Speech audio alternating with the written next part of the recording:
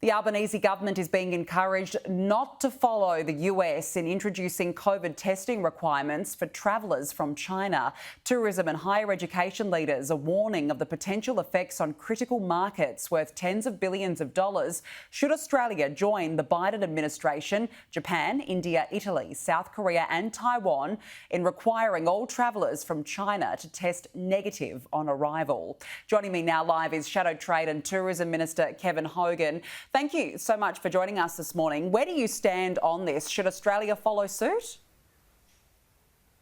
Well, I think the new government has to explain very clearly why they're making the decisions they do. We're seeing countries around the world now have mandatory testing for people who arrive in their countries from China.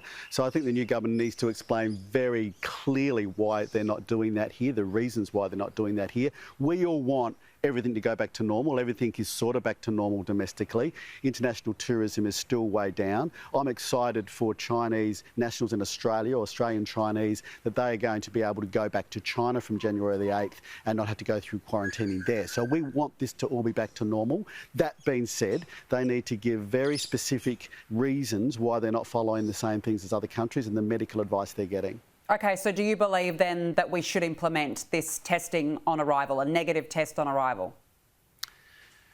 No, I'm not saying that we need to do that right now, but we need to explain why. I mean, you know, Italy are, the US are, there are many other countries, Japan is, there are many countries that are doing this because they have concerns about some of the variants that are in China and that, you know, these variants may not have had exposure to other countries. So I just want to know very clearly from the new government what medical advice have they been given and why in Australia are we not doing this when other countries are. Now, I'm happy to accept that reason, but I need more clarity and more information from the government about what medical advice they're getting about why they're not doing this. A number of tourism leaders are warning about the possible consequences of doing so and an impact of blanket testing, particularly given that China is a critical market for Australia. What sort of an impact do you think it could have?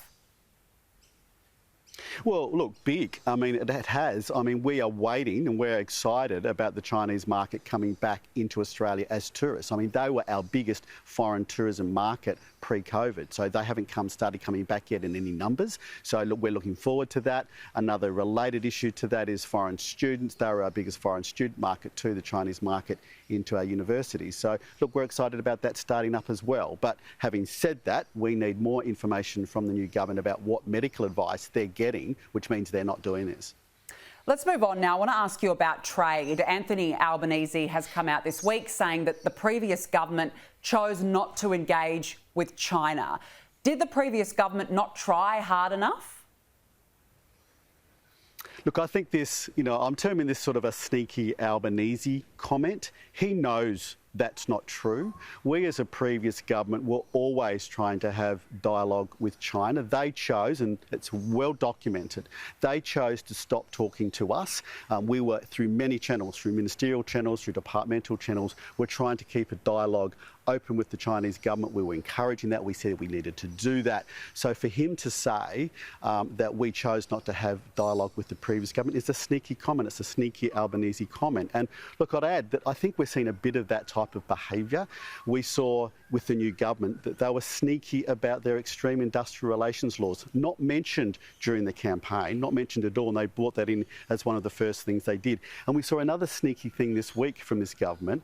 We saw with the price capping of coal and gas that they are paying hundreds of millions of dollars worth of compensation to some of these companies.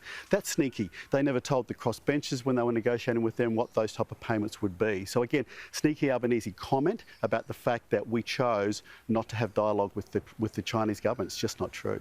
I guess the dialogue has reached a better point now. The federal government has indicated it is prepared to withdraw 2 World Trade Organization cases against China if China drops its trade bans against Australia.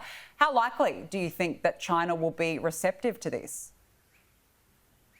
Well, look, this is again why I'm disappointed in the Prime Minister's comments about choosing not to have dialogue with them, because I and many of my opposition frontbench colleagues have been complimenting the new government on thawing relationships with China. We want that to happen. So in the foreign affairs space and in the trade space, some good work has happened. So I think the offer that the Trade Minister, Don Farrell, has put, that, you know, we are taking through the World Trade Organization action because we think the tariffs that China have put on some of our products are illegal. So we were going through a world trade process about that. I think the trade minister's offer to say, look, if you start to drop those tariff barriers and the other barriers that you've put up, we won't proceed with that action. I think it's a good offer. I think it's a goodwill gesture from the new government. So we're happy to be complimentary about the new government when they do what we think are good things for the Australian public and the Australian economy. Kevin Hogan, we'll leave you there. We know you're out camping in Byron Bay. Enjoy it. It looks nice out there. Thanks, Danica. Thank you.